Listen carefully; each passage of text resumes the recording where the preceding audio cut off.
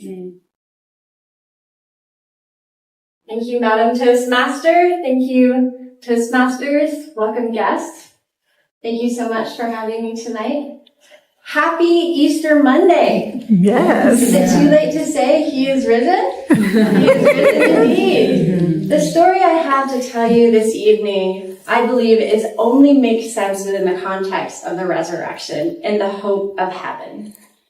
My story tonight begins in London, actually the Tower of London, so let's go ahead and go there. The Tower of London is actually far more than a single tower. It's a whole castle complex. It's over 1,000 years old, and it is the #1 historical site in London that people visit. In fact, 8,000 people visit the Tower of London every single day. So you can spend all day at the tower, but I've been told I only have 5 to 7 minutes, so I think I will rush us past the tower to one little corner of the tower. This is the Beauchamp Tower. So if you would come with me inside the Beauchamp Tower, we're going to go up the stairs into the upper room, which was basically a VIP prison for many, many years. Wow. Now, once you're up in this room, you will probably notice there's this beautiful, big, tall window where you can look out into the courtyard. But what you probably will notice is all over the walls are carvings. And these are actually graffiti made by prisoners who lived in this room for many, many years. And if you happen to follow British history, you will probably notice a few famous names. People who opposed the royal crown and ended up living in the tower. But there's probably also names you don't recognize. And I'd like to bring your attention to one that is right about my eye level in front of the window. So right here, it's actually a carving of a bell with an A in the middle of it and the name Thomas carved above it. This was made by a man who lived in the tower for 7 years, alone. Actually, he lived alone in this room for 7 years. His name is Thomas Abel. Now, you may have noticed when I was introduced that my middle name is actually Abel. It's my maiden name. My name is Theresa Haynes. My maiden name is Abel. And when I was a child, my father used to sign his name with this bell symbol, just a little bell with the A in the middle. In fact, almost all of my family members did this, and I was told the reason they signed their name this way is because we had an ancestor who had lived in the Tower of London, but nobody seemed to be able to tell me anything more about it. And so when I grew up, I started researching because I wanted to know more about Thomas Abel. What I found out was Thomas Abel was actually a priest.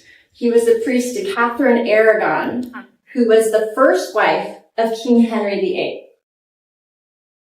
And he opposed the divorce, and so he ended up in the Tower of London, as you can imagine. So, but I wanted to know more, so I began to do more research. And I discovered that Thomas Abel, he was actually chosen to be the priest of the Queen because he was a highly trained Oxford academic and he knew multiple languages. And so it was assumed that he was going to be an informant for the king and that he would actually spy on the Queen's household. So the king sent him on a special mission to Spain to retrieve a sensitive document that the king actually hoped to keep out of the divorce hearing. Well, Thomas, when he got to Spain, he began to suspect that the king had ulterior motives. And so when he got there, he disregarded what the king wanted him to do, and he defended Queen Catherine. And that was just the beginning.